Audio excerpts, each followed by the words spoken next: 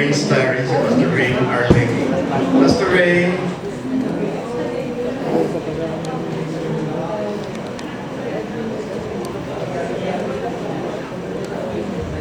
Thank you, Pastor JR. Ako po si Pastor Ray, Assistant Pastor po ng Faith Baptist Church. Yan. So, on behalf of our leadership, sa aming Senior Pastor, Pastor Herman, ang Council, ang Board ng FBC, ay wini-welcome po kayo. Naalala niyo po ba yung ulam natin last year doon sa sumunod na kanto, di ba? Doon po tayo last time nag-Pastor's Appreciation. So, parang kailan lang ang ating huling pagkikita-kita. Ngayon ay nagkikita na naman tayo. So, I praise God na ang mga pastor ay nandito at nag-organize ng LCBF ng another celebration para i-appreciate ang mga pastor.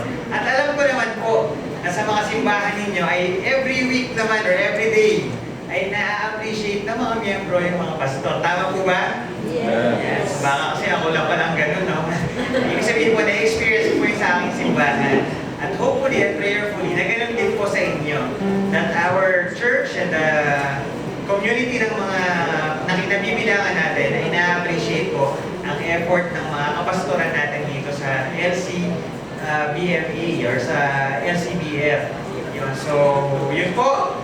Without further ado, ay welcome to FEC at maging mapagpala po ang gabing ito at papurihan natin ang Panginoon. Palakpakan mo natin ang Panginoon. Maraming salamat, Pastor Ray.